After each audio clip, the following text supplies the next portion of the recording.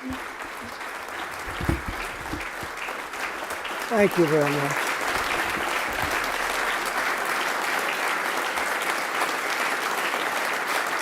Thank you very much. Thank you.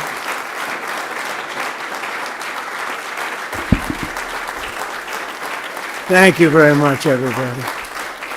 Thank you very much. It's a real honor to be with you. I got back from the Middle East. We had a really historic trip, I would say, would be the least of it. We had tremendous progress on peace in the Middle East, which a term that hasn't even been used in 50 years probably. And it's 3,000 years we're playing with, so people thought that was something, and it really was incredible. We had tremendous friendships, and we've developed some friendships even over the last few days, and it's going very well. And we got the hostages back, which was a big deal, getting the hostages back.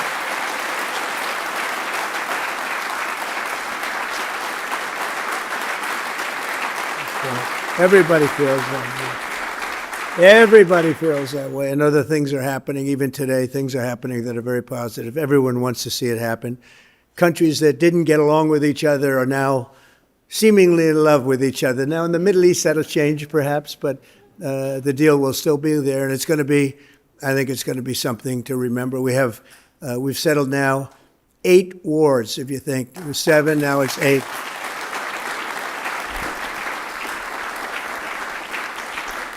Now, we have another one left, one of the easier ones I thought was going to be Russia. I thought the Russia-Ukraine would be easy. It would have never happened. It should have never happened. But a lot of people are being killed in that war. It's the bloodiest war since the Second World War. I think that we'll get that one too, and we'll stop. You know, it's not from the U.S., these soldiers that are dying all over the place. 7,212, they say, last week died. Think of that, 7,212 soldiers for no reason. It should have never happened. Should have, if the right person were here, it wouldn't have happened. I can guarantee you that. But it did happen, and we've made some good progress. We've interestingly made a lot of progress today because of what took place in the Middle East. Only the deep-thinking business people would understand that, of which we have a lot of them. We have a lot of legends in the room tonight, and that's why we're here, to celebrate you, because you've given tremendous amounts of money to see a ballroom built for the first time at the White House. The White House, for 150 years plus, they've wanted to have a ballroom, and it never happened because they never had a real estate person. For me, I like it. For me, it's like, I love it in between China, Russia, and everything else that we deal with. It's going to be a great ballroom. Going to be a great ballroom. As an example, this has really been the ballroom for many years, and it holds 100 people, of which we have 125 today, I'll tell you. But we have 128, and I've never seen it with 128. And by the way, you're going to have a little good entertainment from the military band right after this. You'll see some really talented musicians. They're going to do a few songs, and you're going to love them. They're very talented people. But so for years, they've wanted to have it. And when they have the head of China, the head of any country, we have many of the countries came, and they'd always put the tent out on the lawn. And if it was not raining, you'd get away with it a little bit, but it's still a tent. And the biggest dignitaries in the world, not only political, in many other ways too.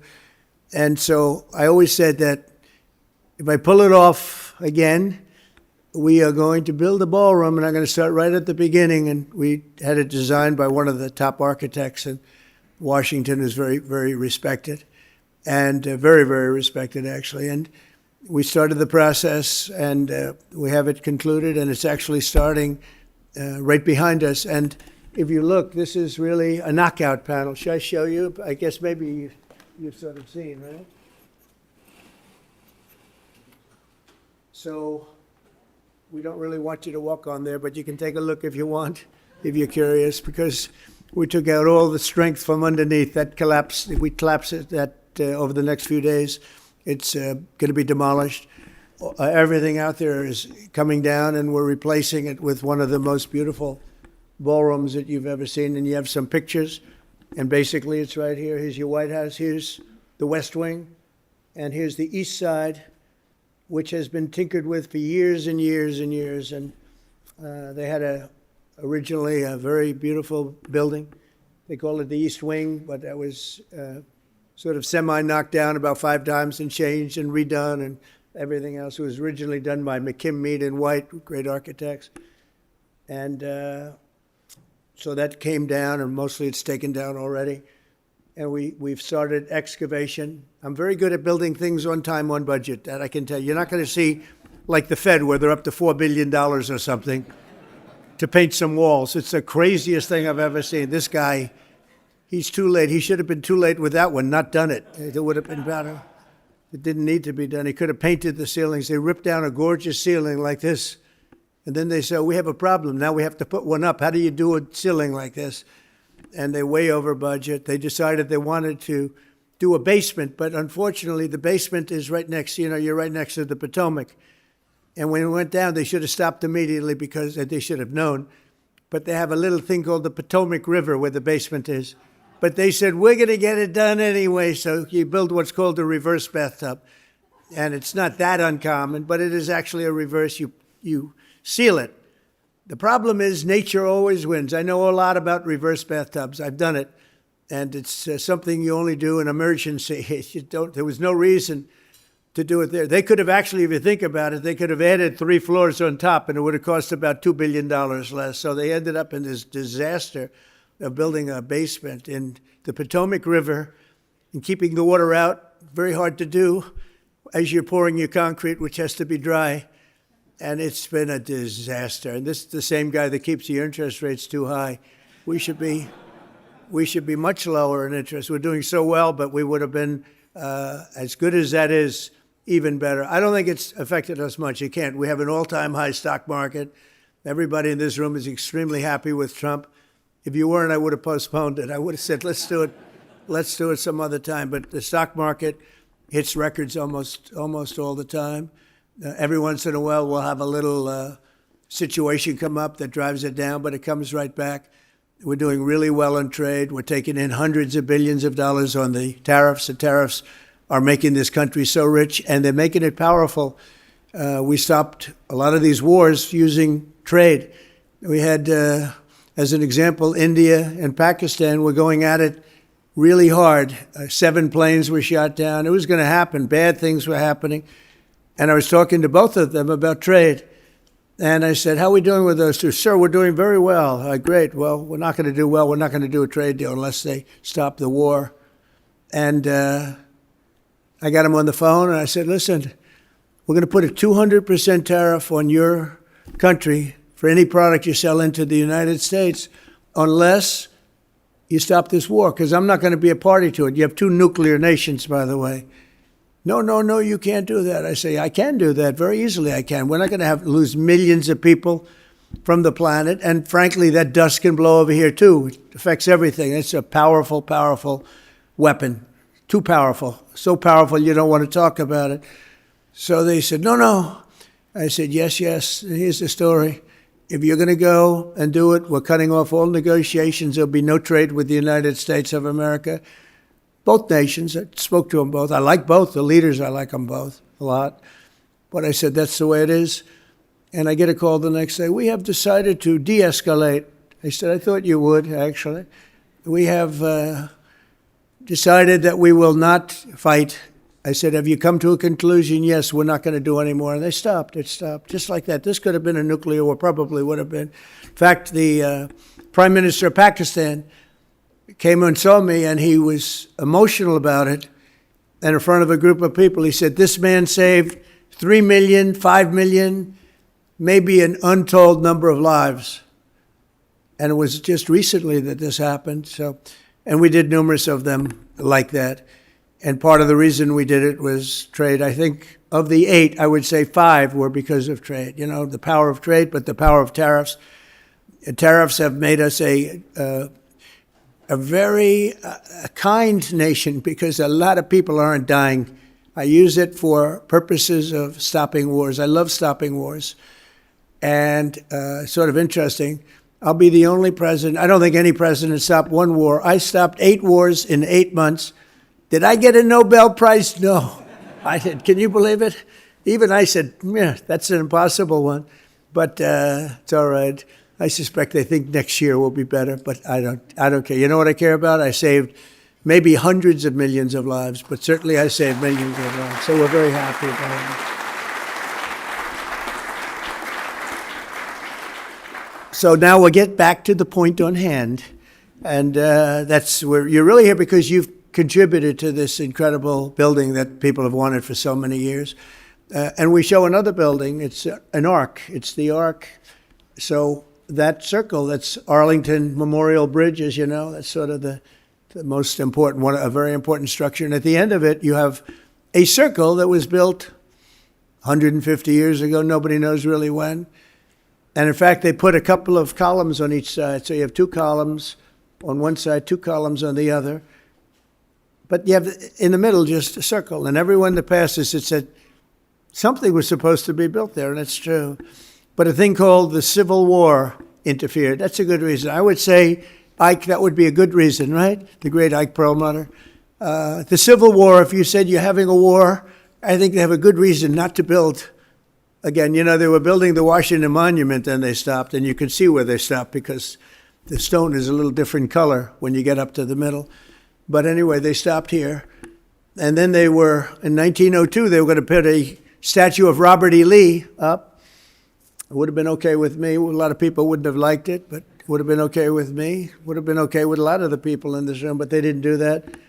And so for years and years it sat, and every time somebody rides over that beautiful bridge going right to the Lincoln Memorial, that's so beautiful, right? It's, they literally say, something's supposed to be here. And so we have versions of it, sizes of it, and it's going to be really beautiful. I think it's going to be fantastic. There's a rendering of what it will look like. You have three sizes. That would be the largest one. This is just a model of what it would look like in either of the three, any of the three sizes, which is right here. I don't know if you can see it.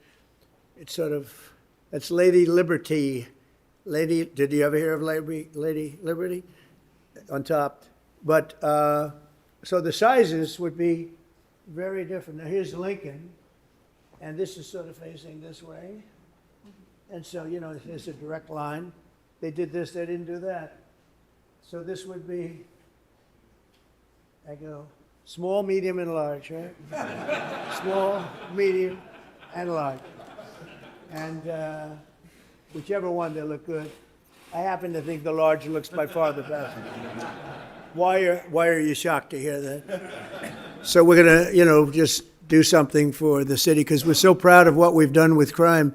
This is a very safe city now. This went from a very unsafe city where you were afraid to go out to dinner to a city that's extremely safe. The people that we have working on this, it's been a miracle almost. It took 12 days. We took out 1,700 people, brought them back to their countries from where they came. Many of them were let in through the Biden open border, brilliant thing, where they let people in from jails, from prisons and mental institutions, insane asylum, that's a mental institution on steroids.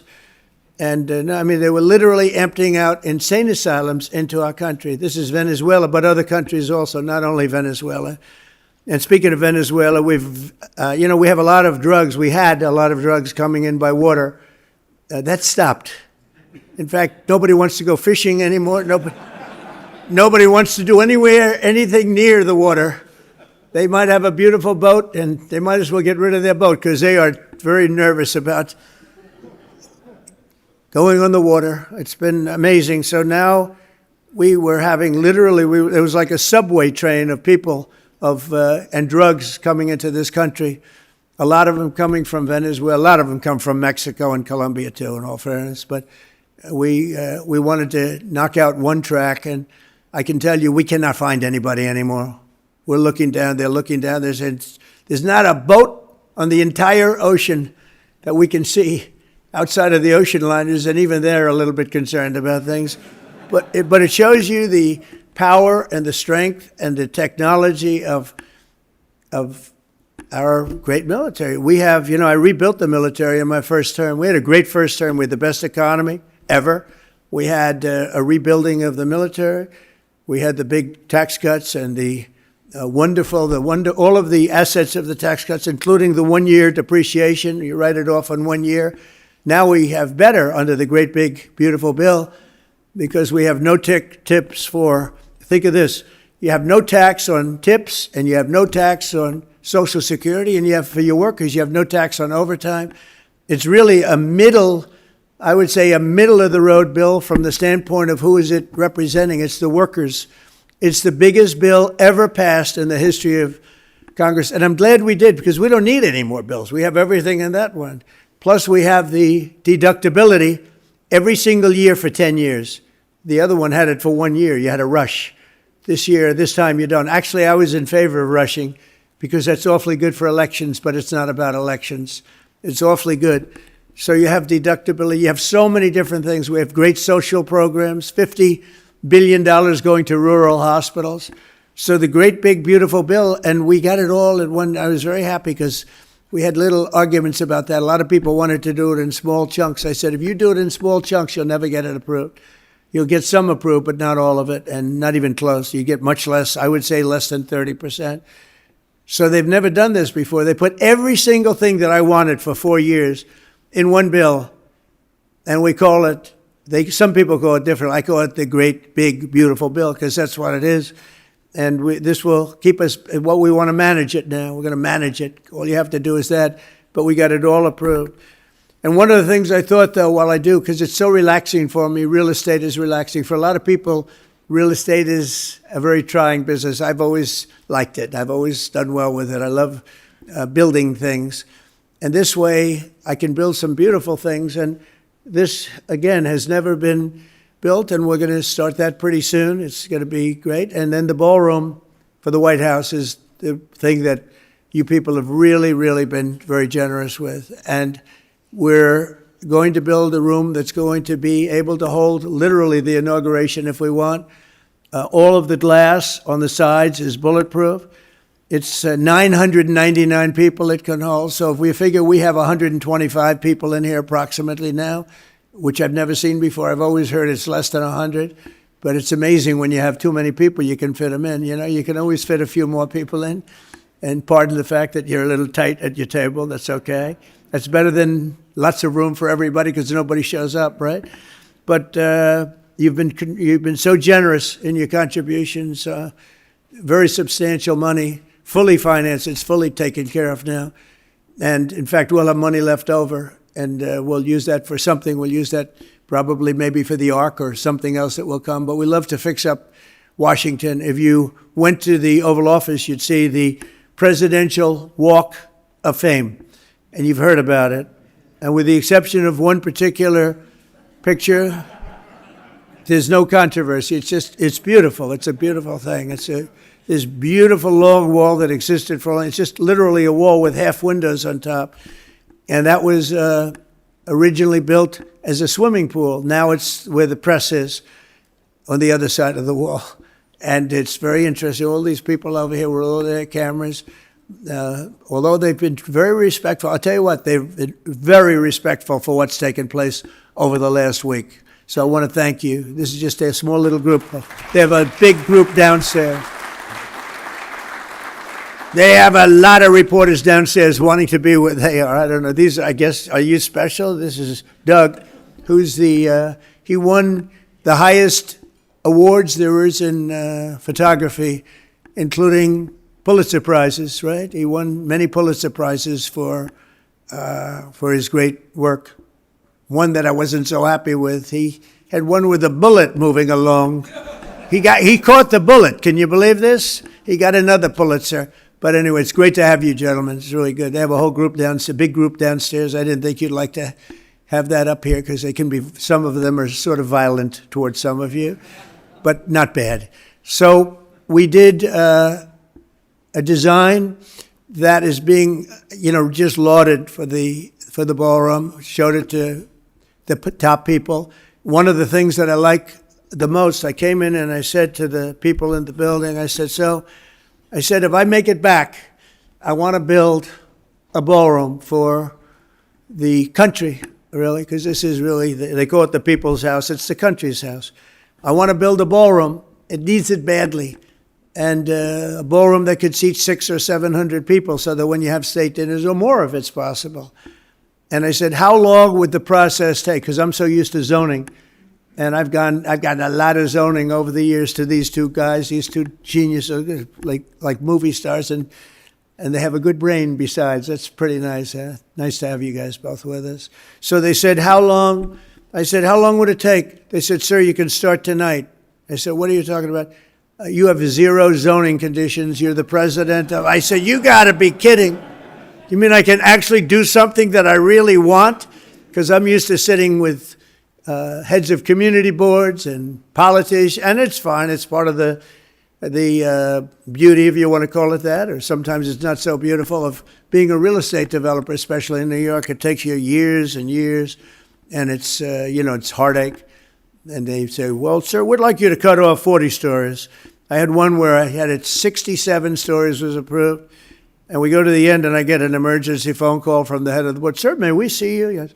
They come in. Sir, we're going to really not be able to approve it. We want you to cut off 42 stories. Cut off. In other words, I'm going to lose 42 stories. I said, there's no way you're doing it. So we fought it out for 2 years. You end up getting what you want, but it's a brutal process. So over here I said, how long will it take me? Sir, you can start tonight. You have no approvals.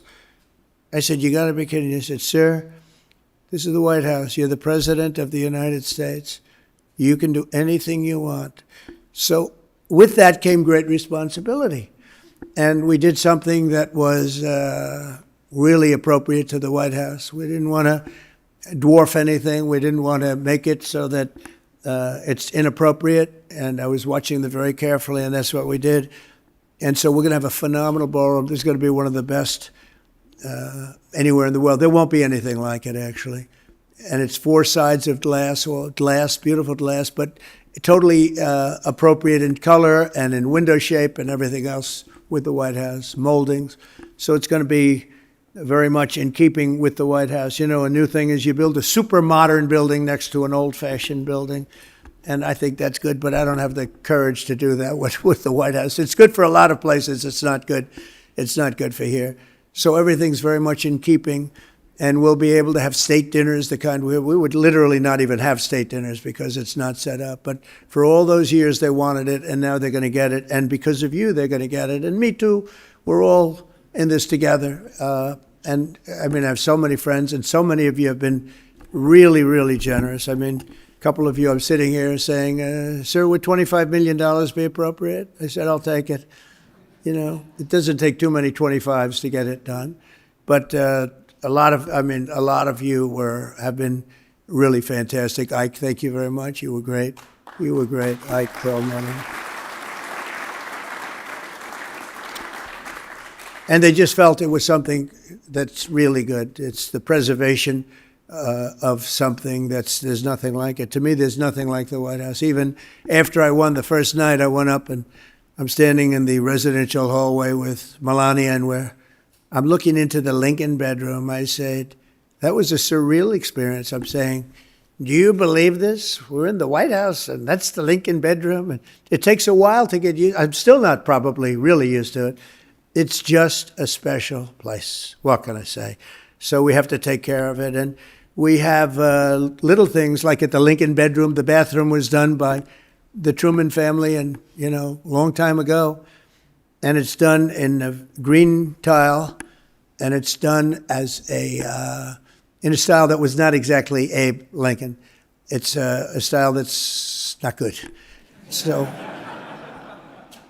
it's actually Art Deco, and Art Deco doesn't go with, 1850 and civil wars and all of the problem. But what does do is statuary marble. So I ripped it apart and we built a bathroom. It's absolutely gorgeous and totally in keeping with that time, because the Lincoln bedroom is so incredible for those of you that have seen it. We have so many different. Downstairs we have the palm room, and they had 1-by-1 tiles that were put there probably 20 years ago by somebody. And they were broken and bad. It's embarrassing. And I took it out and we did a magnificent book-matched statuary marble floor. We fixed the room and we put up the right the proper lighting and chandeliers and everything. It looks incredible. People walk up, they can't believe how beautiful it is. And so we like to fix it up. And it's a little bit of my heritage, fix up and clean up and make it nice. And we're doing that with the White House. So the largest room in the White House was the East Room. That's this room right here, by far. And it currently holds, let's say, as we said, 100. And for this reason, during major functions and events, administrations going back many, many decades were forced to severely limit the number of events they had and certainly limit the number of people. And they had some catastrophic events. Some of the biggest events were a tent being built on the lawn and the rain started. And it for some reason, every time they put up a tent here, it rains, and that's not good. And they tended to use a lower level, which is, they have pretty big land here. But they used a lower level where the rain would just seep into the ballroom, and it wasn't pretty when you're sitting down having dinner, talking about, hello, President Xi, and how have you been? And hello, Emmanuel from France, and all the different people that we've had here. And you've got about 4 inches of water, literally, that's going over your shoes, and you're trying to pretend that it's not happening, but it's happening. So we won't have that stuff anymore, and it'll be great. We really need it. The United States is the greatest and most powerful nation on earth, and American presidents need to be able to host events at the White House that reflect the demands of the time and that can carry out the prestige of what we're all doing. I mean, we're a country that a year ago was dead. We were a dead country a year ago, as many of you know. And today we're the hottest country anywhere in the world by far. Everybody admits it. King of Saudi Arabia told me that. You've heard me say it. But Qatar, UAE, the European Union came in, every country. They said, it's unbelievable what's happened with the United States. We're hot. And I'll tell you what, had this other group of lunatics been elected, this country would have, I think, you would have actually failed. So we went from being a country that was dead, a country that was really in trouble, open borders, everything they did wrong, men and women, sports, transgender for everybody, every single thing they did was wrong. Just go the opposite, and you couldn't miss. And we had an election that was a landslide. It was so big. We won the popular vote by a lot. We won all 7 swing states. There are 7 swing states, as you know, and if you win 3 or 4, you do great, but to win 7 is very rare that you see that happen. We won all 7. We won the Electoral College by a lot. We're at 312. Remember, they said, well, I don't know if he can get above 250. No, we didn't. We got 312, and it was great. We beat them by a lot. But we have another where you would call it districts, or you would call it, there's a map split up, beautifully split up in tiny little quadrants. And they call them districts. They call them just areas, and we were 2,750 to 525. That's why when you look at a map of the election, it was all red with 2 blue stripes down on one end and the other. And even them I worry about because I don't believe it. I don't believe it. I think we did great there, and so we've had an amazing time. It's the most powerful nation on earth now. You see that. You see the weaponry. We have the greatest weapons, the greatest manufacturer of weapons. Some of you are in that world, and some of you, the greatest in the world. We have the greatest in the world. I wish we could make them faster, if you want to know the truth. Everybody, all of our allies want them, and they want them as quick as they can. And the American presidents need to be able to showcase our country. So we'll begin the really historic effort to add we'll call Presidential Ballroom. That'll expand the space for tens of thousands of people will be able to come during the course of a year if you add it all up and have the kind of space that you need. It's very exciting. To me, it's exciting as a person in real estate because you'll never get a location like this again. Even contracts, I give out the contracts myself. Can you believe it? And we just gave out the excavation contract, and I guess he was in for $3.2 million. I said, can you do it for 1.5? No, I can't do that, sir. I can't. I said, this is once in a lifetime. This is the excavation of the White House grounds for what will be one of the best, most beautiful ballrooms in the world. Sir, I can't. So, but I got him down to $2 million, so it's not terrible. So we got it. And so many people were so great. Carrier is a great company, air conditioning. He called, he said, sir, we'd like to donate the air conditioning. I said, that's a beautiful thing. I appreciate that. You're donating it to the, not giving it to me, giving it to the country. Donated the air conditioning, a steel company, a great steel company, a great man, actually. He said, sir, I'd like to donate the steel for your ballroom. I said, well, that's nice. And I found out, how much is the steel? I called the contract. Sir, it's down for $37 million. I said, this is a nice donation, right? He wants the steel, and he wants to make it great steel as opposed to garbage steel, because they dump a lot of garbage around, you know. Steel is like everything else, including human beings. Steel can be high quality and it can be low quality. He wants to make sure it's high quality. And so many different people are donating services and they're donating products to the ballroom. It's amazing. If we keep going like this, I may be able to build it for nothing. You know, we'll get it built for nothing. But we're going to be projecting a cost that's going to be, we're going to come in under budget. We started with a much smaller building, and then I realized, I mean, we have the land, let's do it right. And so we built a larger building that can really hold just about any function that we want. It'll be done with really exquisite taste, the finest designers. And I consider myself an important designer because they come in with things that they may be good designers, but boy, the things they can recommend are horrible. And we wanted classic, the utmost respect for the historic beauty and grandeur of one of the most iconic buildings anywhere in the world. I mean, you go to the White House and you see that picture. When you ride up in the drive, like tonight, probably some of you realize you drive up that drive and you're looking at that building all lit up and gorgeous and perfect, and we take good care of it too. Wasn't taken good care of. The Oval Office is now at a level that it's never seen before. We take really great care of it. They weren't taking good care of it for 4 years, I'll tell you that. This addition will be completed in the classical style that complements everything else around it, including the Treasury Department, which is right next to it. We have been working very closely with the incredible people of the National Park Service. They really are. They love this place. They're very proud of it. The architects, historians, and everyone else, and many others, to ensure that the project will be beloved and loved for years to come, for centuries to come. It's going to be up for a long time, I hope. To the cherished White House staff and everyone else that worked so hard, I want to thank you very much. And it's from James Monroe, who added the South Portico. I don't know if you know that, South Portico. To Andrew Jackson, who added the North Portico. To Theodore Roosevelt, who added the West Wing. Did you know that? Theodore Roosevelt, a long time ago. And Harry Truman, who added the Truman balcony. He wanted the Truman balcony. That's right up here, so you have the balcony off the residential.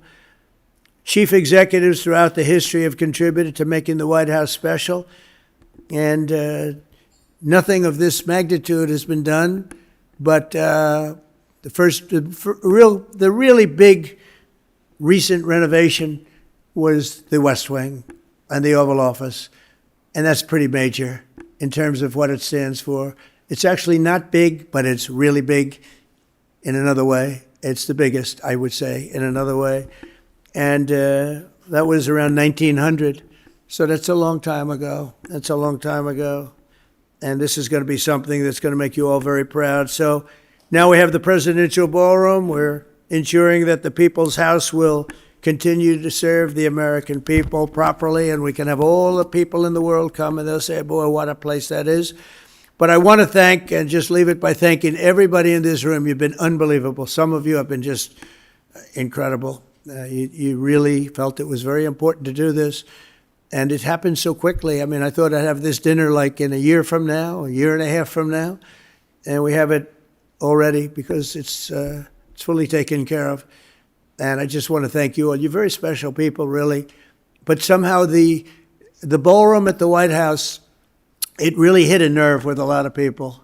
They wanted it. You love the country. You know, this country has spirit again. This country didn't have a lot of spirit 2 years ago, 3 years ago, 4 years ago. It developed spirit on November 5th, where a lot of you were with me. Some of you weren't, but you quickly became with me.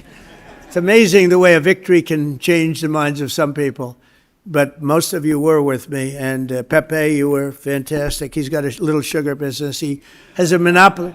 He has a monopoly on the world's sugar. I would say that's a good business. I know nothing about sugar, but I would say a monopoly on sugar is pretty good, Pepe. Thank you both very much. Thank you, darling, for being.